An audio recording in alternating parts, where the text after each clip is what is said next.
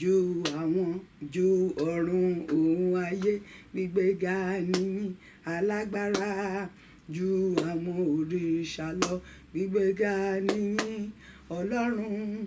ọlọ́run ìmọ́lẹ̀ wa. Alpha Omega, Alpha Omega, ẹ̀yin ni mo fi yìn fún o bàbá, ẹ̀yin ni mo máa fògo fún o bàbá. Alpha Omega,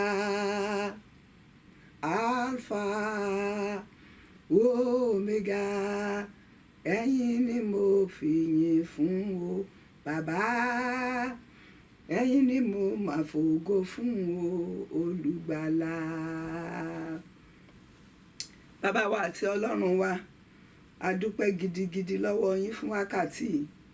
A yìn orúkọ mímọ́ yín lógo pé ẹ tún jẹ́ kó ṣeé ṣe fún wa láti pàdé lórí ètò àkókò oore ọ̀fẹ́.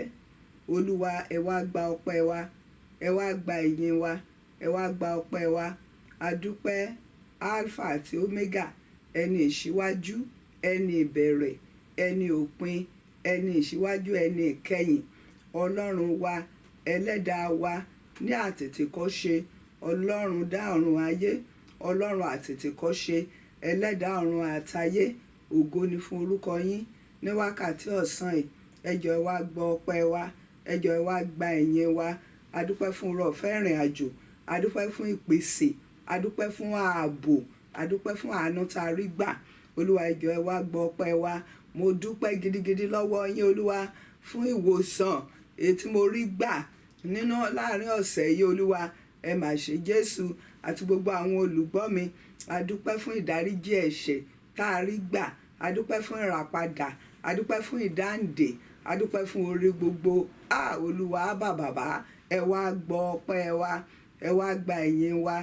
A lè dúpẹ́ tán fún oore yín, a lè dúpẹ́ tán fún àánú yín, a lè dúpẹ́ tán fún ìfẹ́ ìyanu ètè fi fẹ́ wa. Ọlọ́run bàbá, ọlọ́run ọmọ, ọlọ́run ẹ̀mí mímọ́, ẹ wá gba ọpẹ́ wa, ẹ wá gba ìyìn wa. Olúwa, ẹ̀yin ni ó yẹ láti gba ọlá, láti gba ìyìn, láti gba ọgbọ́n, láti gba ọpẹ́, láti gba ìdúpẹ́. Olúwa, ẹ̀yin ni ó yẹ. Torí náà Jésù Kristi, ìràwọ̀ òwúrọ̀, ọmọ Màríà, wá gbọ́ ọpẹ́ wa. Òdòdó Ṣárónì, wá gba ìyìn wa. Ọkọ ìyàwó tó ń bọ̀ wá gbọ́ ọpẹ́ wa. Kìnìún ẹ̀yà Júdà, wá gba ọpẹ́ wa. Gbòǹgbò ìdílé Dáfídì, wá gba ìyìn wa. Ẹ̀ka òdodo, wá gba ọpẹ́ wa. Kàbá Sálímàrè Kàṣẹ́tà Límàrè Kàṣọ́dà, ẹ wá gbọ́ ọpẹ́, gba ìyìn wa. Ọlọ́run ìyanu, àfọpẹ́ fún yín o. Ǹjẹ́ lọ́sàn-án yìí, ìwọ ọlọ́run ọ̀rọ̀, ẹ wá bá wa sọ̀rọ̀. Ẹ̀yin ni ọ̀rọ̀ ní àtètèkọ́ṣe. Ó ní àtètèkọ́ṣe òun ni ọ̀rọ̀ wà pẹ̀lú ọlọ́run, ọlọ́run sì ni ọ̀rọ̀ náà. Ọ̀rọ̀ náà di ara, ó ń bá wa gbé, àwa ń wo ògo rẹ̀, ògo bí ọmọ bíbí kan ṣoṣo tó kú fún oore ọ̀fẹ́ àti òtítọ́. Jésù Kristi, ẹ jọ̀ọ́ ẹ wá bá wa sọ̀rọ̀ lọ́sàn-án. Ọ̀rọ̀ yín kó ṣe wá níre. Ọ̀rọ̀ náà tá a máa gbọ́ kó mú ọkàn wa, kó mú fà sí ọ̀dọ̀ yín, kó kan ńlá yín nínú ayé wa, kó lè di àyìn lógo. Bá a ṣe fẹ́ máa sọ̀rọ̀ nípa ọ̀run rere, Olúwa Jésù, ẹ jọ̀ọ́ ẹ wá ràn wá lọ́wọ́ o. Ibi àlàáfíà, ẹ mú wa débẹ̀ o, kẹ̀sìn gbà wá lọ́wọ́ ibi. Ògo ni forúkọ yín Jésù. Jésù Kristi Olúwa wa. Gbogbo àwọn tó ń ràn mí lọ́wọ́ níbi ìpàdé yìí, Olúwa ẹ jọ̀ọ́ ẹ bá mi rán ìrànlọ́wọ́ sí wọn. Ẹ má jẹ́ kán já wọn nìkan o, ẹ ràn wọ́n lọ́wọ́. Ògo forúkọ Olúwa. Ní orúkọ Jésù Olúwa wa, àmín.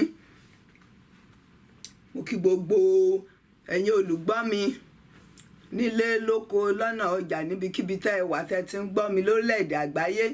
Bóyá ẹ káàárọ̀, bóyá ẹ káàsán, bóyá ẹ káalẹ́ níbi tẹ́ ẹ wà. Mo fi àkókò yìí kí gbogbo olúkúlùkù o. Ògo ni fún orúkọ Olúwa. A dúpẹ́ pé Olúwa ń pa wá mọ́. Olúwa ò jẹ́ kí kòrónà kó yálé wa. àdúpẹ́ àfògófólúwa. Gbogbo àwọn tó ti ní àrùn ìkólúwa kó wò wọ́n sàn, gbogbo àwọn tó ti pàdánù èèyàn wọn kólúwa Ọlọ́run aláàánú kó tù wọ́n nínú o.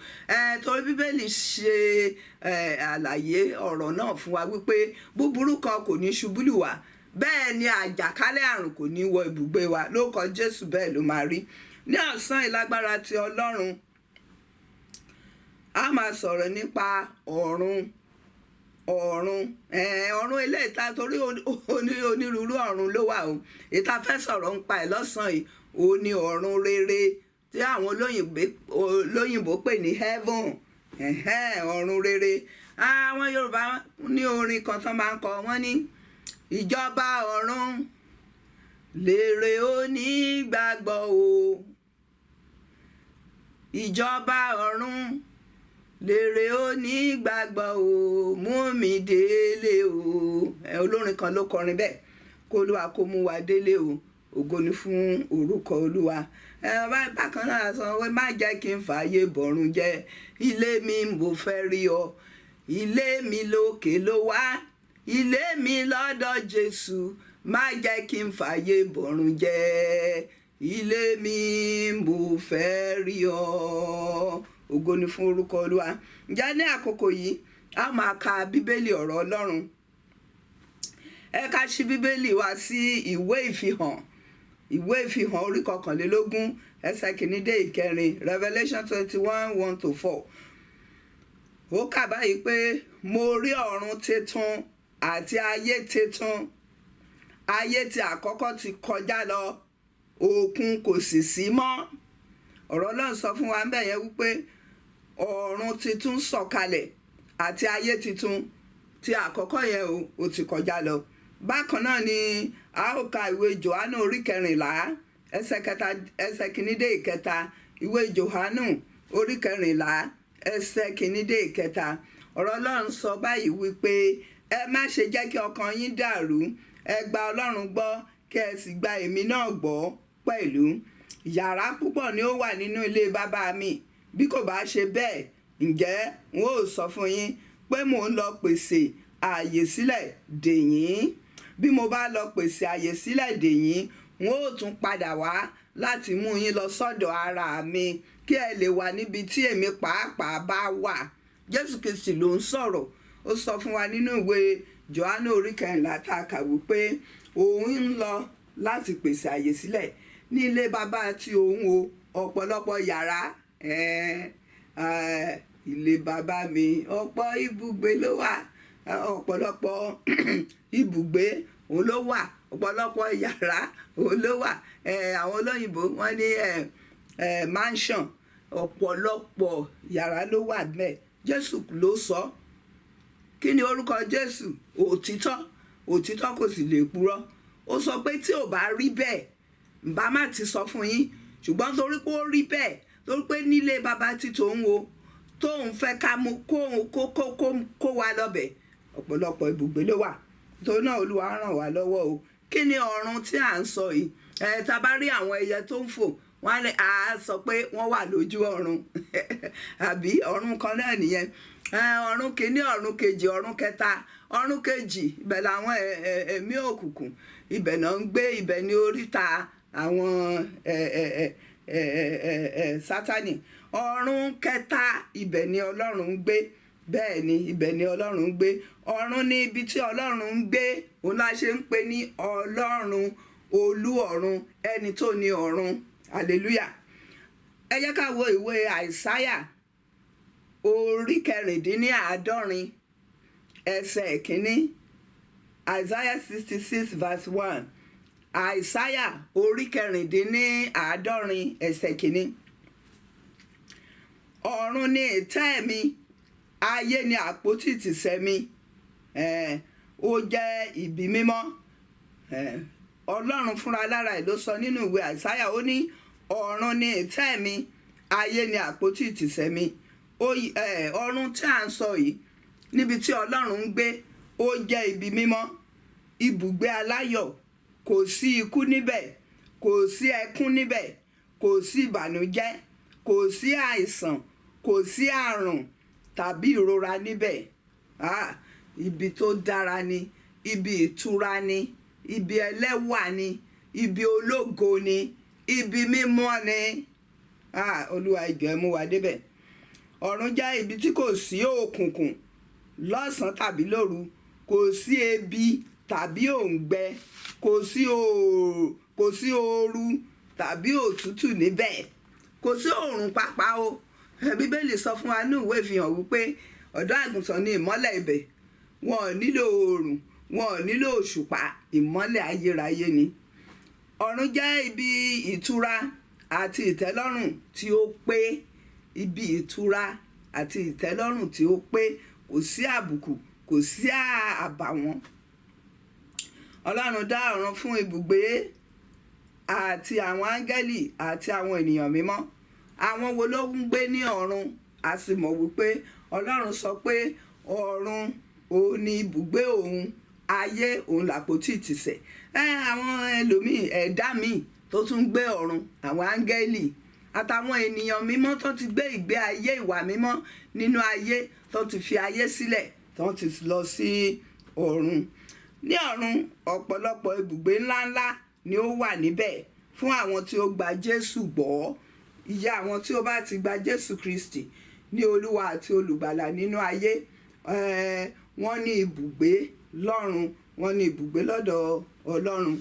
Ìfẹ́ bàbá wa tí ń bẹ lọ́run ni pé kí a dé ọ̀run níkẹyìn. Ìdí nìyí tí ó fi rán Jésù Kristi wá sínú ayé láti kú fún wa, láti rà wá padà. Ìfẹ́ Ọlọ́run alààyè tí ó dá wa ní wípé kí gbogbo ènìyàn pé ká lè dé ọ̀run lọ́jọ́ kan níkẹyìn, nígbà tá a bá parí ìrìn àjò wa nínú ayé. Ọlọ́run fẹ́ kí a dé ọ̀run. Ìdí nìyí tí Jésù fi wá, nítorí pé nígbà tí ènìyàn dẹ́ṣẹ̀ tí Ádámù dẹ́ṣẹ̀ nínú ọgbà Édẹ́nì, Ọlọ́run lè jáde kúrò níbi ìtura, ṣùgbọ́n Jésù Kristi wá. Jésù Kristi rìn lórí ilẹ̀ ayé, ó ṣiṣẹ́ ìyanu, ó wòsàn, ó gbàlà, ó tú sílẹ̀, ó dánìdè, ó ràn lọ́wọ́. Ẹnikẹ́ni tó bá wá gbàgbọ́ lákòókò ayé tiwa yìí, ó ní ìyè tí kò ní pẹ̀kun. Ìdí nìyí tí Jésù fi wá. Ó wá láti rà wá padà, láti dá wa padà sínú ìyè. Ògo ni fún orúkọ Olúwa. Ẹ̀yin ará, Jésù Kristi wá láti gbà wá là kúrò nínú ègbé ayérayé, kúrò nínú ègbé ayérayé. Kí ni àwọn àmúyẹ láti dé ọ̀run? Kí ni àwọn nǹkan tí a lè ṣe láti dé ọ̀run? Èkíní tó ṣe pàtàkì jù, ó ní a ní láti di àtúnbí. Ìwọ tó ń gbọ́ ọ̀rọ̀ mi, tó bá fẹ́ dé ọ̀run níkẹyìn, tó bá fẹ́ bá Jésù jọba, ta ni ayé làálàá yìí ó sù? Tó bá fẹ́ dé ibi ìsinmi, tó bá fẹ́ débi ayọ̀ àti ìtura, ó láti ṣe kíni? Ó láti gba Jésù lólúwa àti olùgbàlà. Ẹ jẹ́ ká wo ìwé Jòhánù, ìrere ti Jòhánù orí 3 ẹsẹ̀ 3.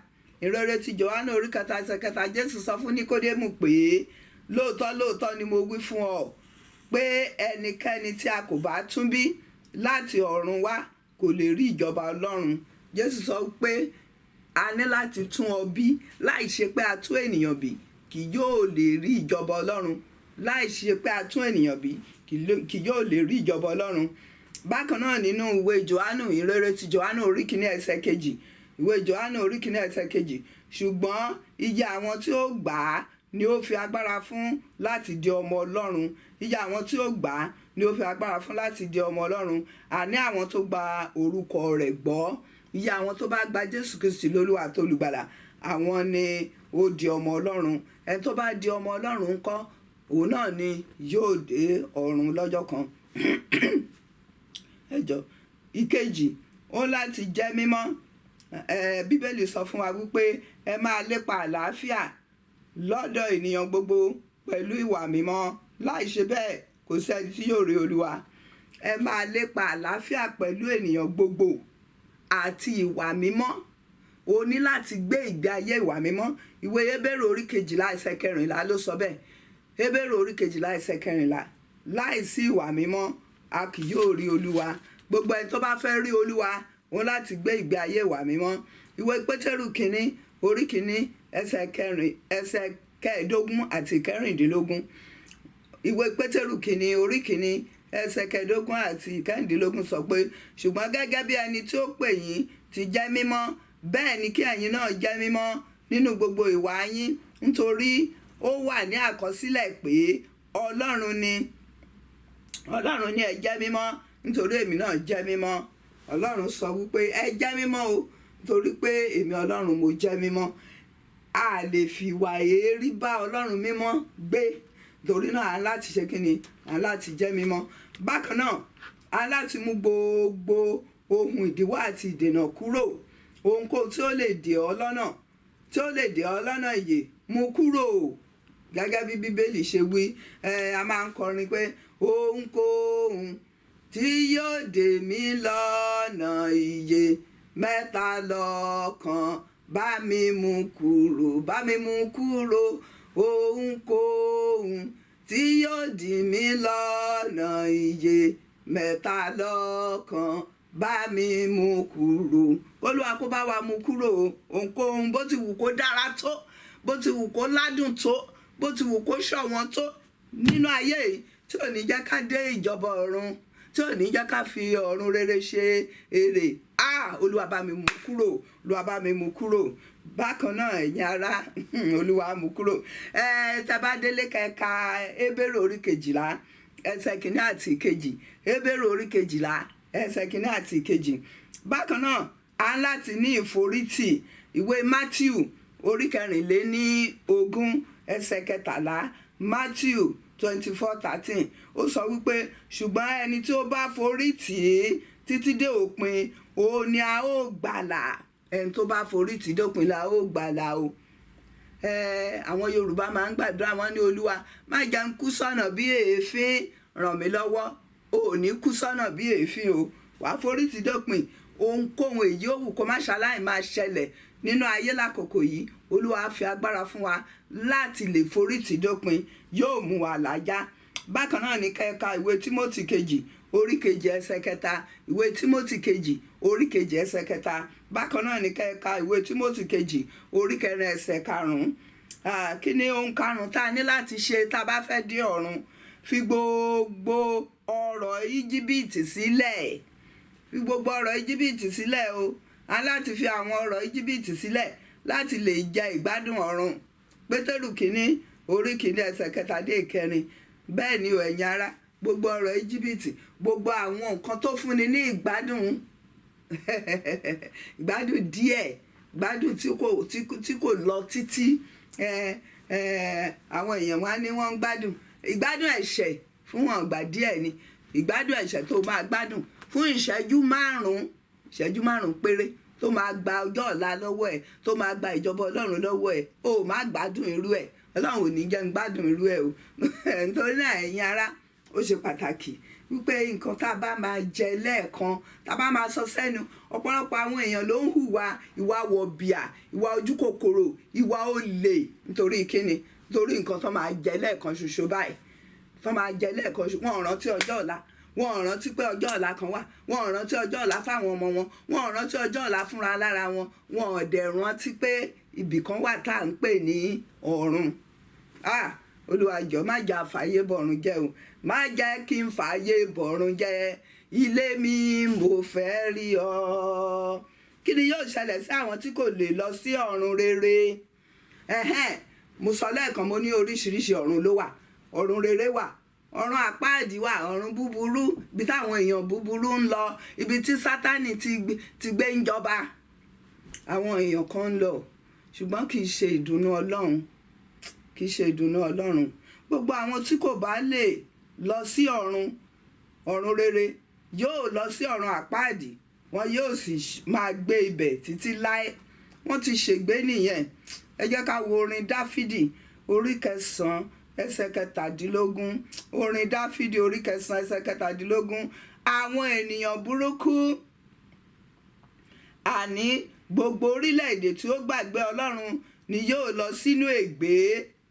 Ọ̀run àpáàdì jẹ́ ibi ìjìyà fún àwọn ìkà ènìyàn. Wọ́n lọ títí tí wọ́n ń lo ìgbésí ayé wọn bó ṣe wù wọ́n. Ẹ̀yin ará, ó jẹ́ ìbànújẹ́ fún mi wípé ènìyàn tí Ọlọ́run dá ní àwòrán ara rẹ̀ pé ó máa kú, ó máa lọ sí ọ̀run àpáàdì. Kì í ṣe ìdùnnú Ọlọ́run, kì í ṣe ìdùnnú Ọlọ́run rárá. Nítorí pé kí ni Ọlọ́run rán ọmọ bíbí rẹ̀ kan ṣoṣo wá sínú ayé pé ẹnikẹ́ni tó bá gbàgbọ́ kó má bàa ṣègbè ṣùgbọ́n kó lè ní ìyè àìnípẹ̀kun. Ọ̀run àpáàdì ò ń ṣe ibi téèyàn ń lọ lọ́dún kan ọdún méjì o. Títí ayérayé, ìjìyà ayérayé, ègbé ayérayé kò ní jẹ́ ìpín wa lórúkọ Jésù. Matthew orí 25 ẹsẹ̀ 56, Matthew 25:46. Àwọn wọ̀nyí ni yóò lọ sínú ìyà àìlópin, ṣùgbọ́n àwọn olódodo yóò wọ ìyè àìnípẹ̀kun. Àwọn olódodo á lọ sínú ìyè àìnípẹ̀kun, ṣùgbọ́n àwọn èèyàn burúkú, àwọn ìkà, àwọn olè, àwọn apààyàn wọ́n á lọ sínú ìjìyà àìlópin. Ọlọ́run má ṣe ìpín wa bẹ́ẹ̀. Ìfihàn orí 20 ẹsẹ̀ 15, ìfihàn orí 20 ẹsẹ̀ 15. Ẹnikẹ́ni tí kò bá sí orúkọ rẹ̀ nínú ìwé ìyè a ó sọ sínú adágún iná. Ẹnikẹ́ni tí orúkọ rẹ̀ kò sí nínú ìwé ìyè, Bíbélì sọ fún wa wípé a sọ sádágún iná. Olúwa nínú àánú yín ẹ jọ̀ọ́ ẹ má jẹ́ kí lè jẹ́ ìpín ẹnìkọ̀ọ̀kan wa. Gbogbo ẹ̀yin tẹ́ ń gbọ́ mi lákòókò yìí, ẹ ní lọ sọ́run àpáàdì lórúkọ Jésù. Ẹ ó gba Jésù lólúwa àti olùgbàlà ní orúkọ Jésù. Kí ni ohun tí a ní láti ṣe? Kí ni ìdáhùn wa sí ìfihàn ọ̀run rere àti ọ̀run àpáàdì? Èkíní, ṣe ìpinnu pé ohunkóhun kò lè dí ọ lọ́wọ́ láti lọ sí ìjọba ọ̀run. Ohunkóhun kò lè dí ọ lọ́wọ́ láti lọ sí ìjọba ọ̀run. Matthew orí 5 ẹsẹ̀ 27 títí dé ẹsẹ̀ 30. Dáníẹ́lì orí 1 ẹsẹ̀ 8. Dáníẹ́lì orí 1 ẹsẹ̀ 8. Kí ni Bíbélì sọ fún wa? Bíbélì sọ pé Dáníẹ́lì pinnu pé òun kò ní fi oúnjẹ aládùn tí ọba ń jẹ tàbí ọtí tí ó ń mu sọ ara òun di aláìmọ́. Ó pinnu, ìwọ náà ṣe ìpinnu wípé ó gba Jésù, ó kọ ẹ̀ṣẹ̀ sílẹ̀, wàá máa gbé ìgbé ayé ìwà mímọ́. Ìpinnu ẹnì kọ̀ọ̀kan ni. Mi ò lè bá ẹ ṣèpinnu yìí, ìwọ fúnra lára ẹ ló máa ṣe. Ó lè bá mi ṣèpinnu yìí, èmi fúnra lára mi máa ṣe. Tó náà ṣe ìpinnu láti ṣe kí ni o? Láti kúrò nínú ẹ̀ṣẹ̀, láti kúrò nínú ìbàjẹ́, láti gba Jésù lólúwa àti olùgbàlà. Jẹ́ kí àánú àwọn tí ó ń ṣègbé ṣe ọ́. Ìwọ tó dẹ̀ ti ń lọ sí ìjọba Ọlọ́run tó ti gba Jésù lólúwa àti olùgbàlà. Àwọn olórin sọ pé ẹni tó ti rí gbàlà, dídé fún gbàlà ẹlòmíràn, Olúwa ń ké tantan. Mo ń ké tantan o lákòókò yìí ẹ̀yin ará. Ìwọ náà tó ti gba Jésù lólúwa àti olùgbàlà, sọ fáwọn ẹlòmíì. Ó mọ̀ pé àwọn tí ò gba Jésù wọ́n rìn lọ́nà ègbé, wọ́n lọ síbi ègbé, wọ́n lọ síbi ìparun ayérayé. Òde ń wò wọ́n. Ẹlòmíà ní pásítọ̀ ẹ mọ̀ pé ẹlẹ́sìn kejì nìyá mi, màmá mi kò tí ì gba Jésù. Kì í ṣe àwàdà. A ní láti gbàdúrà kí gbogbo ìdílé wa kó di onígbàgbọ́, kan di kírísítẹ́nì, kan di ọmọ Ọlọ́run. Kí ni Joshua sọ? Ó ní tó bá jẹ́ ti èmi àti aráalé mi ni Olúwa la ó máa sìn o. Hallelujah. Torí náà ẹ jẹ́ káàánú àwọn ẹlẹ́ṣẹ̀ ṣe yín. Ẹ jẹ́ káwọn tó ń ṣègbé, ẹ jẹ́ káàánú wọn ṣe yín. Lẹ́yìn tí ó ti pinnu pé ó ń lọ sí ọ̀run rere, máa ṣiṣẹ́ ìgèrè ọkàn láti mú àwọn tí ó ń ṣègbé tàbí àwọn tí ó ti sọnù wá sí ọ̀dọ̀ Jésù Kristi fún ìgbàlà ọkàn tiwọn. Ìwé òwe orí 11 ẹsẹ̀ 30. Ìwé òwe orí 11 ẹsẹ̀ 30. Proverbs 11:30. Ẹnikẹ́ni tí ó bá jèrè ọkàn ó jẹ́ ọlọ́gbọ́n. Ẹnikẹ́ni tí ò jèrè ọkàn ńkọ́ kò jẹ́ ọlọ́gbọ́n. Olúwa jọ̀ọ́ má ṣe wá ní òmùgọ̀. Olúwa ṣe wá lọ́lọ́gbọ́n ká lè máa ṣe kíni? Ká lè máa jèrè ọkàn. Kí ni èrèdí àkókò rẹ ọ̀fẹ́ láti jèrè ọkàn ní? Gbogbo ẹ̀yin olùgbọ́ mi lọ́sàn-án yìí tí ò tí ì gba Jésù lólúwa àti olùgbàlà, ẹ jọ̀ọ́ ẹ ṣe bẹ́ẹ̀ gẹ́gẹ́. Olúwa ràn gbogbo yín lọ́wọ́ o.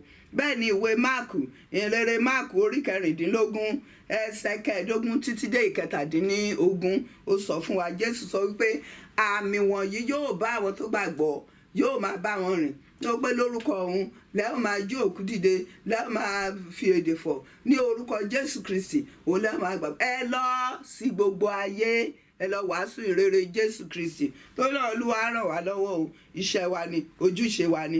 Àwọn wo ni kò ní wà ní ìjọba ọ̀run ibi tí Ọlọ́run wà? A ti sọ lẹ́ẹ̀kan wípé Ọlọ́run jẹ́ mímọ́ o. Ọlọ́run jẹ́ mímọ́. Àwọn wo ni ò wá ní síbi tọ́lọ́run wà? Èṣù àti àwọn ọmọlẹ́yìn rẹ̀, èṣù àtàwọn ọmọ ogun ẹ̀. Ìfihàn orí ogún ẹsẹ̀ kẹwàá, ìfihàn orí ogún ẹsẹ̀ kẹwàá sọ pé a jù èṣù tí ó ń tàn wọ́n jẹ sínú adágún iná tí a fi imí ọjọ́ dá, níbi tí ẹranko náà àti wòlíì èké náà wà, tí wọn yóò máa jóró tọ̀sán tòru láé àti láéláé. Èṣù atannijẹ, apànìyàn, onírọ́ àtàwọn áńgẹ́lì ẹ̀ àtàwọn tó bá tẹ̀lé, àwọn ni ò ní sí ní ìjọba ọ̀run. Àwọn wo ni ò ní sí ní ìjọba ọ̀run? Àwọn olè, àwọn onírọ́, àwọn ojo, àwọn alágbèrè, àwọn aláìgbàgbọ́, àwọn ẹlẹ́gbin, àwọn apànìyàn, àwọn oṣó, àwọn àjẹ́, àwọn abọ̀rìṣà àti gbogbo àwọn èké ni yóò ní ìpín wọn nínú adágún iná tí ń jó tí a fi mí ọjọ́ dá. Èyí ni ikú kejì. Olúwa ṣàánú fún wa. Ìfihàn ló sọ bẹ́ẹ̀. Ìfihàn orí 21 ẹsẹ̀ 8. Ìfihàn orí 21 ẹsẹ̀ 8. Tìrọ àwọn tí Bíbélì sọ pé wọn ò ní sí ńbẹ̀, wọn ò lè sí lọ́run. Lẹ̀kùn ńlá wà ńbẹ̀ èyí tó jẹ́ wípé kò lè ṣí fún ẹlẹ́ṣẹ̀. Tó náà lónìí bó ṣe ń gbọ́ mi, fi ayé rẹ fún Jésù. Àwọn tí kò fi iṣẹ́ ara sílẹ̀, Bíbélì sọ fún wa nínú ìwé Gàlátíà orí 5 ẹsẹ̀ 19 títí dé 21. Gàlátíà orí 5 ẹsẹ̀ 19 títí dé 21. Ó sọ fún wa pé àwọn iṣẹ́ ara farahàn tó ń ṣe ìwọ̀nyí. Ó sọ fún wa tó náà tó bá ń gbé tó ò bá fi iṣẹ́ ara sílẹ̀. Ó sọ fún wa onírúurú àwọn nǹkan tí a pè ní iṣẹ́ ti ara tí ó farahàn nínú ìwé Gàlátíà. Àwọn iṣẹ́ ara farahàn tó ń ṣe ìwọ̀nyí.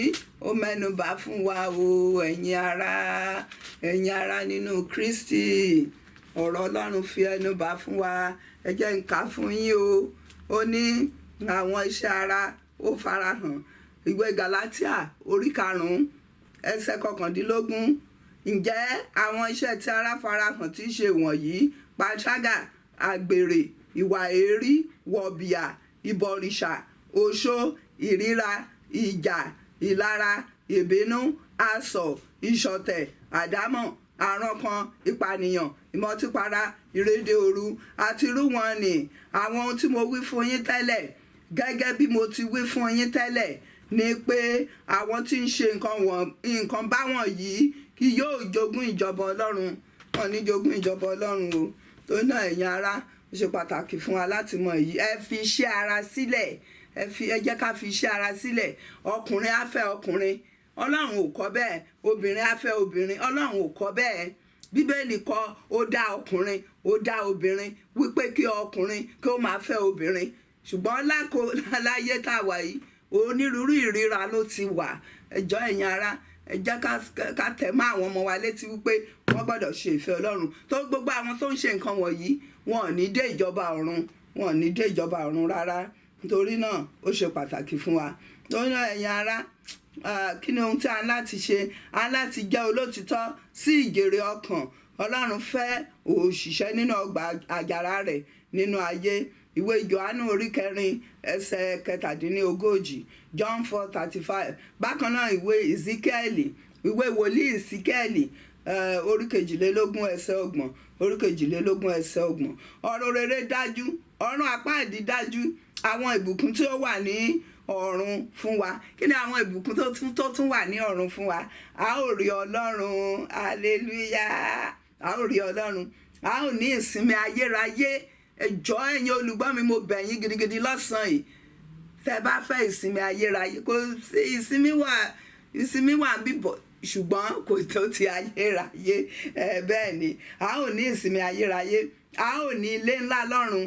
a ó ní ogún ìdìbàjẹ́, a ó gba adé ìyè, a ó gba adé ògo, a ó gba adé ayọ̀, a ó gba adé òdodo, a ó gba adé tí kì í dìbàjẹ́, a ó jogún ohun gbogbo.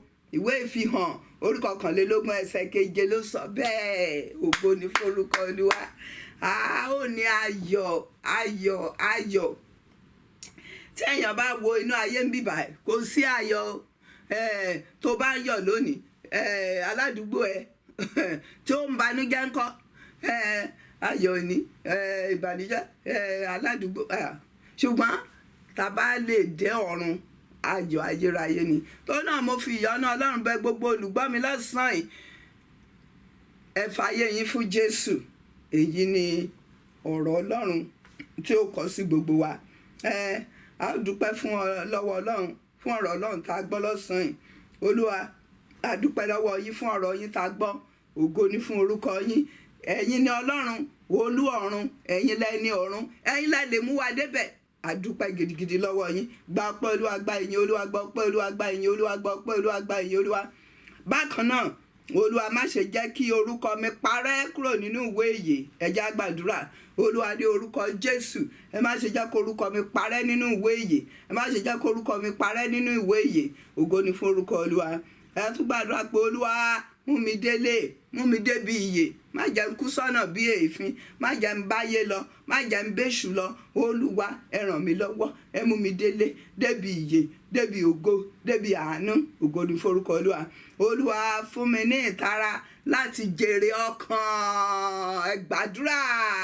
Olúwa, ní orúkọ Jésù, ẹ fún mi ní ìtara láti jèrè ọkàn. Ẹ ṣe mí ní ajèrè ọkàn. Ẹ ràn mí lọ́wọ́, ẹ̀mí mímọ́ ràn mí lọ́wọ́. Ògo fún orúkọ Olúwa.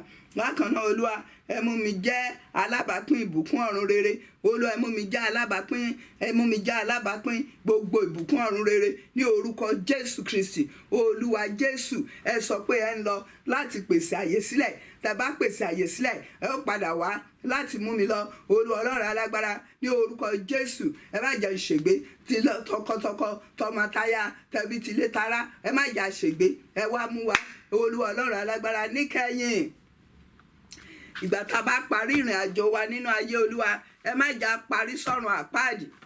Ẹ má jà parí síbi ègbé. Ẹ jà parí síbi ayọ̀. Kókó ńlá yín kó lè di àyìn lógo. Ògo forúkọ Olúwa. Ní orúkọ Jésù Kristi Olúwa wa. Àmín. Àdúrà yìí kì í ṣe àdúrà ẹ̀kan ṣoṣo. Ẹ ó máa gba àdúrà yìí ní lójoojúmọ́. Bẹ́ẹ̀ ni, ẹ jẹ́ kí a gbàdúrà. Olúwa Ọlọ́run alágbára, dúpẹ́ fún ọ̀rọ̀ yín tá a ti gbọ́ lọ́sàn-án. Ògo forúkọ yín.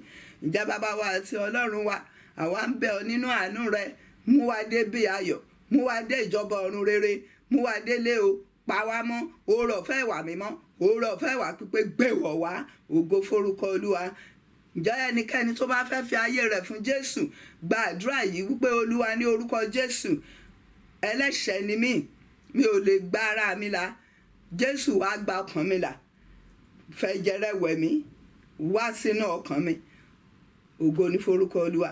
Tó bá gba àdúrà yìí, ó di ọmọ Ọlọ́run. Wàá máa ka Bíbélì, wàá máa gbàdúrà, wàá máa jọ́sìn níbi tí àwọn ẹ ti lè gbọ́ òtítọ́ ọ̀rọ̀ Ọlọ́run tó ti ń kọ́ ẹ̀kọ́ Bíbélì èyí tó yè kóroko. Ògo ni fún orúkọ Olúwa. Bàbá, a dúpẹ́ fún gbogbo àwọn tó ti gbọ́ ọ̀rọ̀ yín lọ́sàn-án yìí. Ògo ni fún orúkọ Olúwa. Ǹjẹ́ oore ọ̀fẹ́ láti gbé ìgbé ayé ìwà mímọ́, ìgbé ayé ìwà pípé, ìgbé ayé ìwà títọ́, ẹ gbé wọ̀ wá Olúwa. Ẹ gbé wọ̀ wá. Torí ọ̀rọ̀ yín sọ pé kì í ṣe nípa ipá, kì í ṣe nípa agbára, bí kò ṣe nípa ẹ̀mí rẹ ni ìwọ Olúwa Ọlọ́run àwọn ọmọ ogun wí. Tú ẹ̀mí rẹ jáde sínú ayé wa tó máa ràn wá lọ́wọ́ láti gbé ìgbé ayé ìwà mímọ́.